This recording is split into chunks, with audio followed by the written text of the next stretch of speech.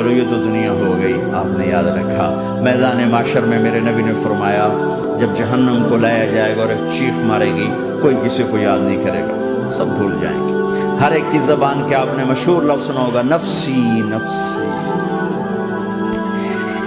جب جہنم آئے گی تو ایک چیخ مارے گی، اور کئی بلین فرشتے اس کو پکڑ کے لا رہے ہوں گے، اور وہ ان کے ہاتھوں سے نکل رہی ہوگی، اور اس کی آگ کے شعلے اور اس کا دھواں اور اس کی چیخ اور اس کی آواز۔ تو جب وہ قریب آئے گی تو اس کے آواز پر سارے مرد عورت زمین پر گریں گے اور سب کہیں گے یا رب نفسی نفسی، یا رب نفسی نفسی، یا رب نفسی نفسی۔ اللہ میری جان، ماں نہیں، ابا نہیں، بیوی نہیں، بچے نہیں، بھائی نہیں، میری جان۔ چلو میں تو آپ عام لوگ ہیں، انبیاء نبی کہیں گے یا اللہ میری جان، ابراہیم خلیل جیسے کہیں گے یا اللہ میں کسی کا سوال نہیں کرتا، باپ کا بھی نہیں کرتا، میری جان۔ اور عیسیٰ علیہ السلام جیسی ہستی کہیں گے یا اللہ میں اپنی ماں مریم کا بھی سوال نہیں کرتا، میری جان میری جان۔ عیسیٰ علیہ السلام سے لے کر آدم علیہ السلام تک نفسی نفسی، نوح علیہ السلام نفسی نفسی، یحییٰ زکریا باپ بیٹا ہیں لیکن نفسی نفسی، سلیمان داؤد باپ بیٹا ہیں لیکن نفسی نفسی، یوسف یعقوب باپ بیٹا ہیں لیکن نفسی نفسی، یعقوب و اسحاق باپ بیٹا ہیں لیکن نفسی نفسی، اسحاق ابراہیم باپ بیٹا ہیں لیکن نفسی نفسی، اسماعیل ابراہیم باپ بیٹا ہیں لیکن نفسی نفسی۔ یہ نبیوں کا حال ہے، میرا کیا حال ہوگا؟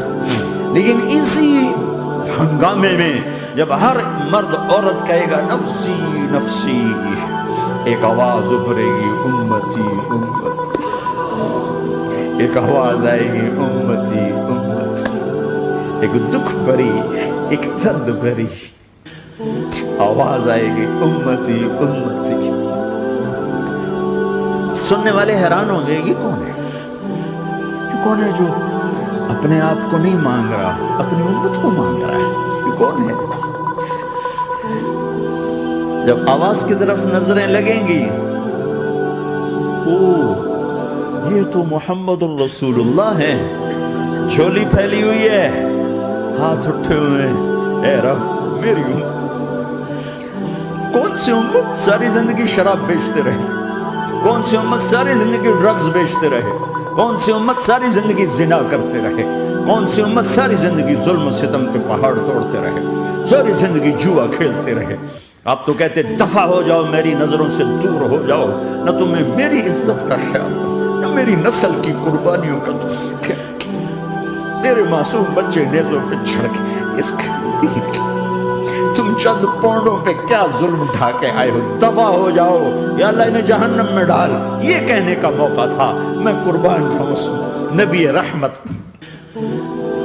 اس کامل اکمل نبی، اس ہادی رہبر، میں کہاں سے الفاظ لاؤں ان کی تعریف کے لیے۔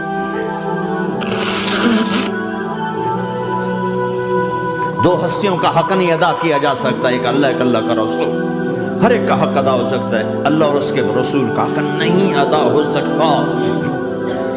وہ کہتے ہیں یا اللہ ان کو آگ میں ڈال دے، انہوں نے نہ مجھے دیکھا، نہ میرا گھر دیکھا، نہ میرے پیٹ پہ پتھر دیکھے، نہ میرا راتوں کو تڑپنا دیکھا، نہ میرا مچلنا رونا دیکھا، نہ احد میں ٹوٹے دانت دیکھے، نہ طائف میں بکھرا خون دیکھا، نہ کربلا میں اولاد کے سر نیزوں پہ چڑھے دیکھے۔ دفعہ دور کر دے میری آنکھوں سے، میں قربان جاؤں اس نبی رحمت پر۔ کہہ رہی یا اللہ میری امت، یا اللہ میری امت، یا اللہ میری امت، یا اللہ میری امت۔ نہ یہاں بھلایا نہ وہاں بھلایا۔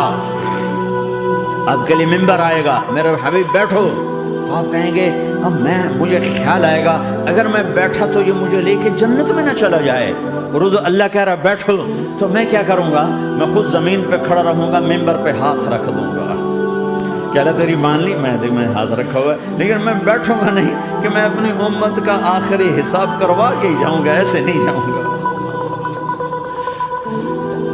آؤ بھائی، ہمارا نیا سال ہمارا سال تو محرم سے شروع ہوتا ہے، ویسے تو جنوری بھی اللہ کا، محرم بھی اللہ کا، سورج اللہ نے بنایا تو جنوری فروری بھی اللہ کا، اور چاند اللہ نے بنایا تو محرم ربیع الاول بھی اللہ تعالیٰ کا، دونوں ہی اللہ کے ہیں۔ کسی نے یہ لے لیا، کسی نے وہ لے لیا۔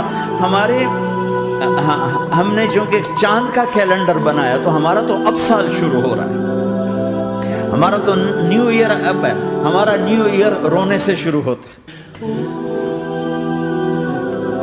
کیسا اللہ نے نظام بنایا، کسی اور مہینے میں یہ واقعہ ہو جاتا، نہیں سال کے شروع میں یہ واقعہ رکھا ہے کہ ہر ایک کو پتہ چلے کہ ہاں نیا سال خوشی منانے کے لیے نہیں ہوتا، نیا سال آخرت کی تیاری کے لیے ہوتا ہے کہ ایک سال چلا گیا، ایک سال اور زندگی سے نکل گیا، اور بھی جلدی سے اللہ کو راضی کرنے کا کوئی کام کرنے کو، توبہ کرنے کو، اللہ کو راضی کر لیں۔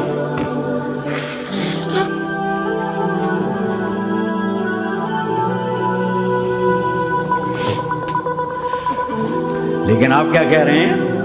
یا رب امتی امت، یا رب امتی امت، یا اللہ میری امت، یا اللہ میری امت، یا اللہ میری امت۔